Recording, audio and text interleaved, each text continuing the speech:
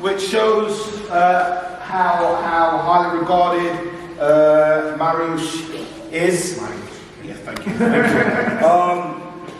Judo black belt, Jiu-jitsu black belt, multiple competition champion, and is also an ADCC rep if you want to go over the rules. We've also got a double bonus today. Friendly face, Lee, over from Amber Valley, MMA, another Jiu-jitsu black belt on the mat. Started what is now this group for most of you, and also awarded me my black belt, so I hold him in special regard as far as that's concerned. I hope you enjoy the seminar. We've also got Josh filming as part of a documentary that he's doing as well, so if you see this strange guy walking around with a camera, that's the dude over there. Okay, enjoy. First of all, thank you very much for coming. I hope you enjoy what I prepared for you. We're working only with the system. So basically, I'm not teaching, I never teach random stuff. It's all part of something, okay? And today, hopefully, I help you to improve half guard passing and slightly different approach to this than most of coaches teaching around. Hopefully, enjoy it and hopefully you find something for yourself. So, guys, we're gonna go like quick warm up, 5 minutes. And we have a lot of contents to cover, so be sure that everyone's got a bit of space for yourself, so we'll go just quick head to toes, okay? You sold me dust. Get him! Great balls of fire. Guess you just crawled out the Mountain Maya that can make you trust a motherfucking liar. A real sucker diver. Vaughn never been a duck and diver. He spit on the mic, yuck saliva. Toes on the mat, and it's super, super important. My outside leg need to mimic my inside leg. So I can do this, look, it's enough. You see, I'm still in the hook, and now my position is not good because I'm kind of losing balance, okay? So please take a look what I'm gonna do with my legs, watch. See what happened?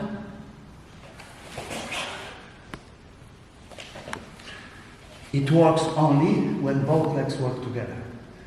Every single time I tried one leg, never worked for me, never ever. When I go both, works nearly every time. So, see how other leg work as well? Now I like to elevate and retake the control here. Okay? I look a bit like a wounded black guy, but I just had my surgery. I had pretty serious surgery, and kneeling on this leg is still kind of problematic for me, but you will get all the content you need, don't worry. I just don't look sharp when I'm moving sometimes. Okay, so once again, toes on the mat,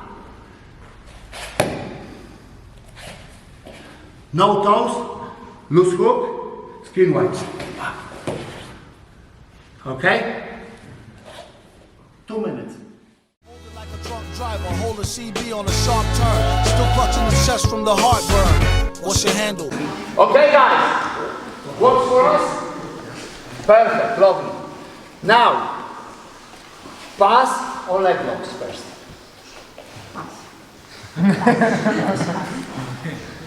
Let's work on the pass. Rock a disco, chocolate on a Crisco hole, cocktails and still tell a joke like Joe Piscopo. Tell them the basics, basically break the matrix, and just for kicks make them gel like Asics.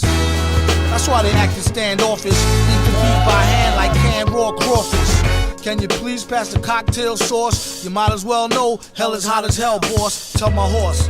He said broads call me Vaughny. I make sure I throws them back if they's too scrawny or bony. Phony MCs use a stand-in. Leave him hanging like if I ain't know where his hands been. Hussy, how about we bloody up you just for me? Bust a knee, then go finish study a plus degree. True victory, a new sick story. I never met a chick that was too thick for me. Holy Moses, my old earth know me closest. And how I played it back and stayed bent like scoliosis. It's no puzzle. You can act Doc Zismore. The slow guzzle got your nizzle crooked like Bill's jaw.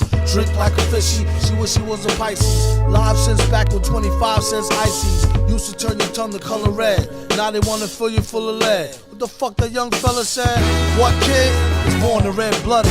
Do yourself a favor or come on get head-butted. Yoke him if he run. I'll be there in a jiffy, son, with the flame suppressor like off the 151.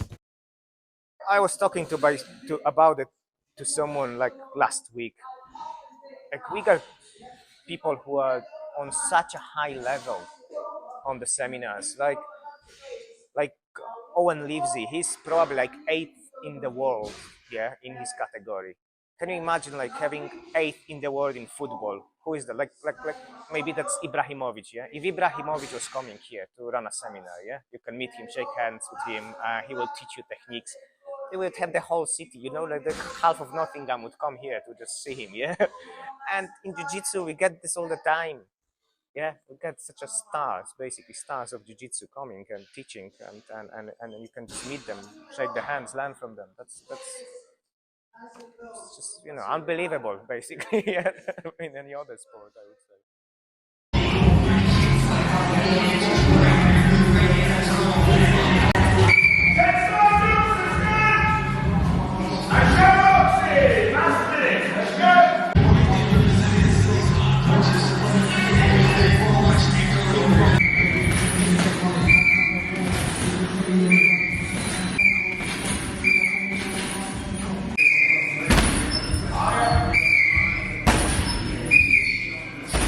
This time, jab, cross, straight. Okay, jab, cross, straight. Okay, jab, cross, straight. Let's get ready. So, parry, block, step back, or parry, block, pull, chin down, take the shot.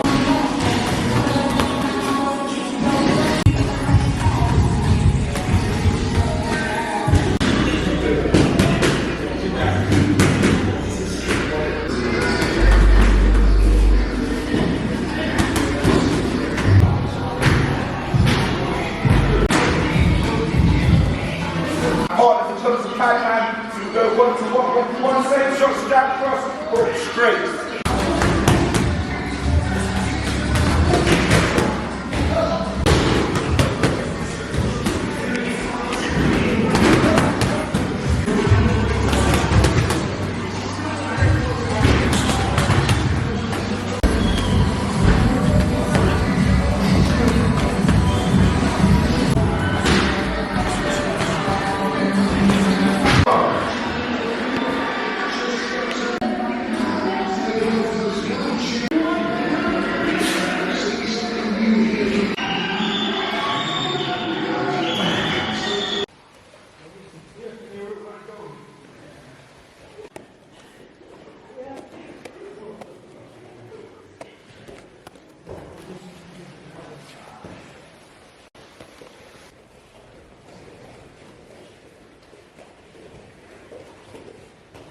That side. Yeah, to the left. Yeah. And then you get closer.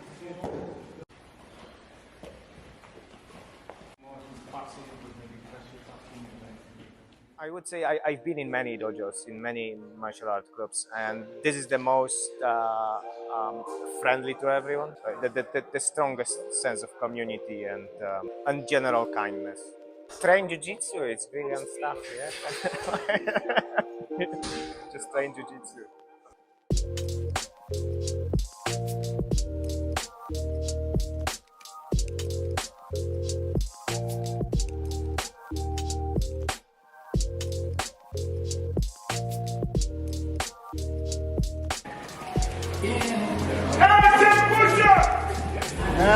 Now it's a bit of positional sparring from half guard. Step one. It's a combination. Speed and punches are extended.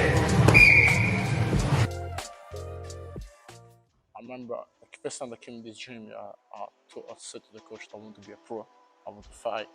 And since I came in this gym, they allowed me to fight. Obviously at low level first, so they could see how I was going. And slowly they took me to a higher place, fighting, you know what I mean? Mostly, I feel like more confident on myself, yeah, and especially compared to before when I started, yeah, I feel way better. Like, emotionally, I feel better, even like my body, like I can feel my spirit, like, I can just feel better, you know what I mean?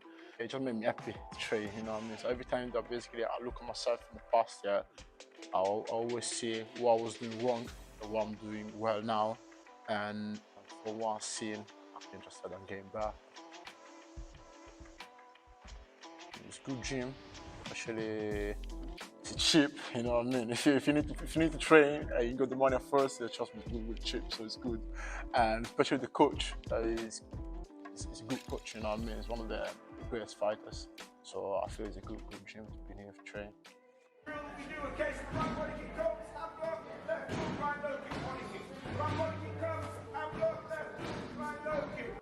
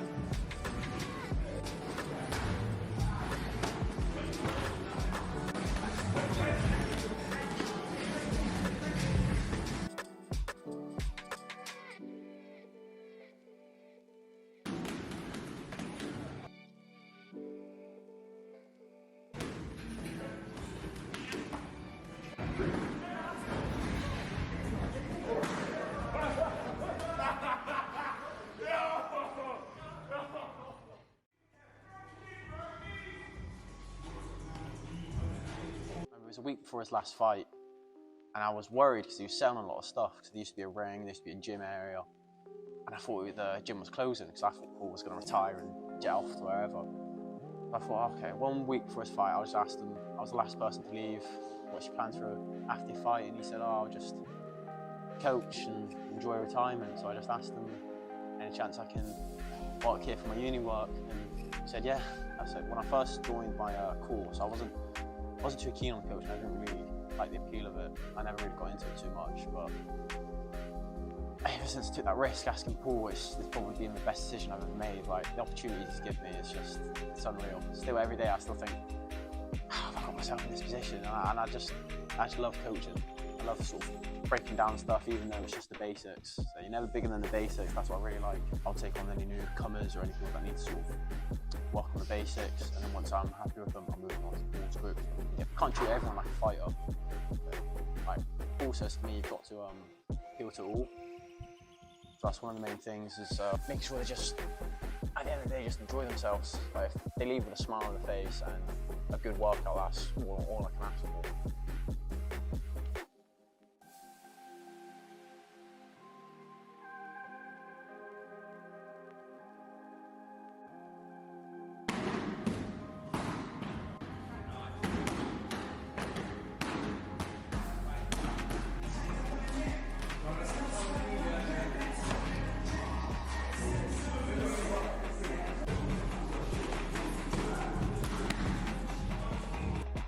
I think it's just the environment I like.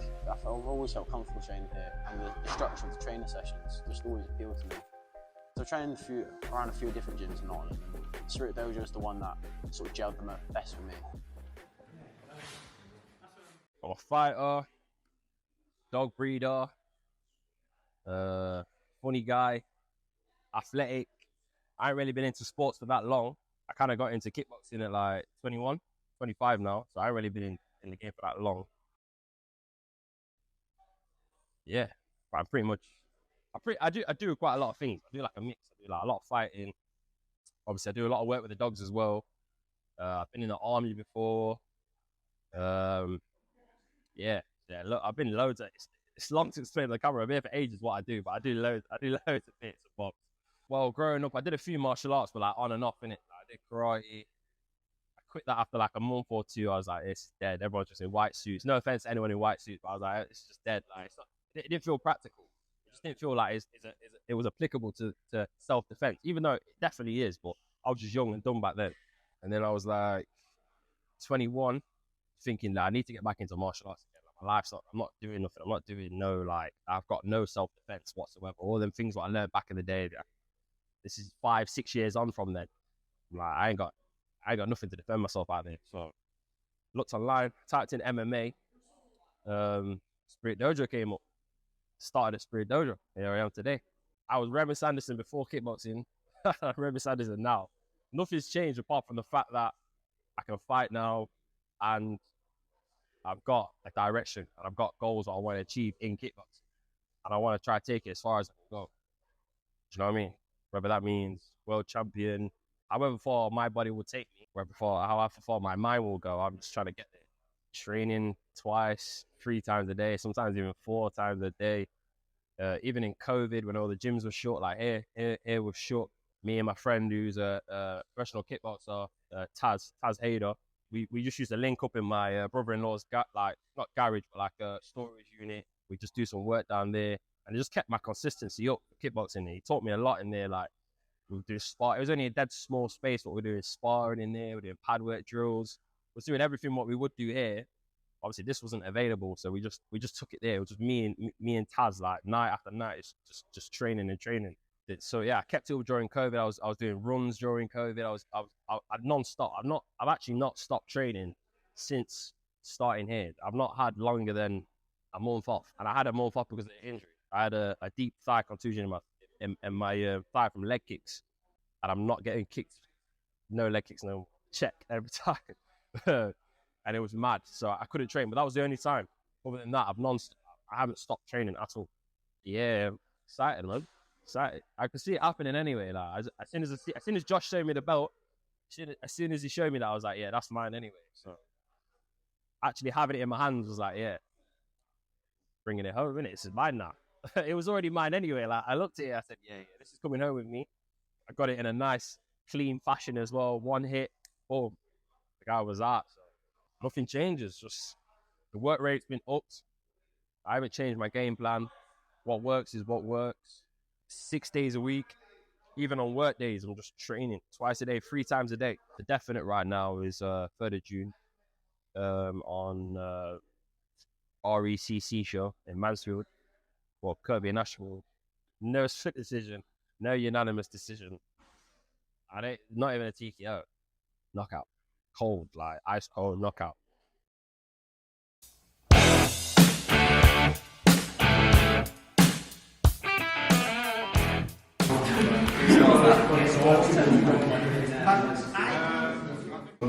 Great instructor, great attention to detail. So it's only right that we have assisted your 2 coaches in verifying your belt promotions, which we're going to do today. So I'm going to hand it over to Lee and the coaches, and we'll see which of you have improved and which of you are still shit. Okay? So we would like you to line up in belt order and strike order. Starting with lowest this side, please.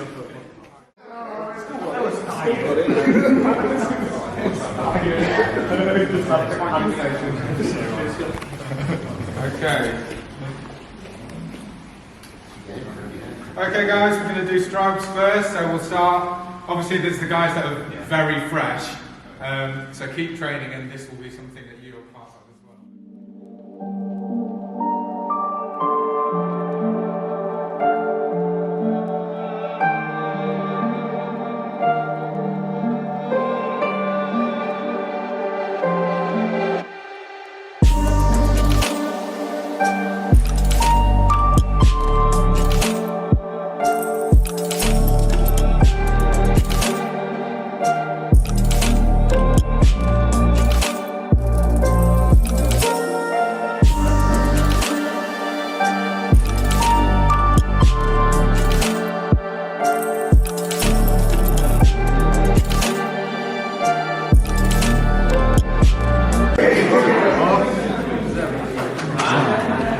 How are we feeling? I'm feeling mental, mate.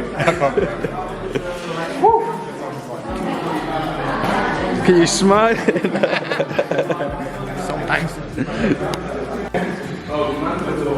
Hello, Simon. That's a nice looking belt. Yeah. How are you feeling about your new belt? Not so sure. quite like my 4-stripe white belt. No. I think it's a responsibility. So I've been training Brazilian Jiu-jitsu since 2009. I think I've learned that it's a never-ending journey, really. You don't stop learning.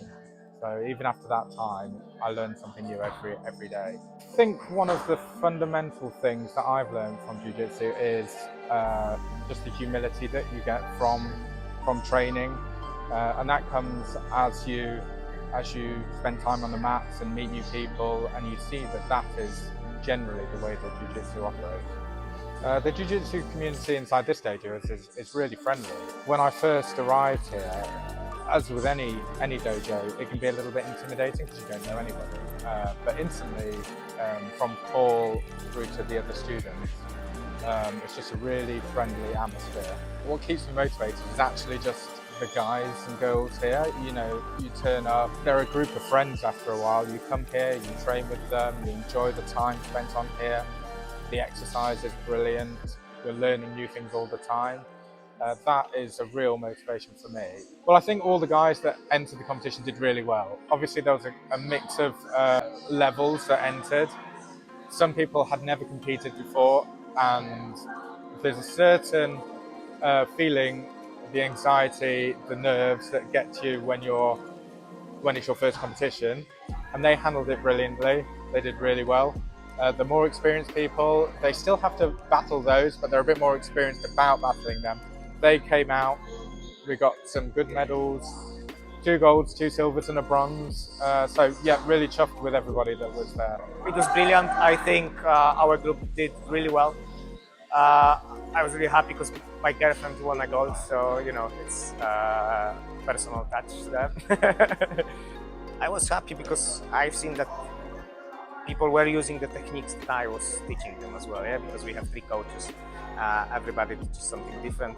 So I saw elements of the game that I taught them that they used for the win. Of course, I'm not saying they didn't use techniques from other coaches, but I saw mine and mine were effective, so that's why I was happy. Yeah? That made me realize that what I'm teaching them, they use and lets them win. You haven't started Jiu-Jitsu, you're a little bit intimidated about coming into the gym. Don't be. Honestly, it's very welcoming, everyone's very friendly, and I can honestly say Jiu-Jitsu is the best thing that I've ever started.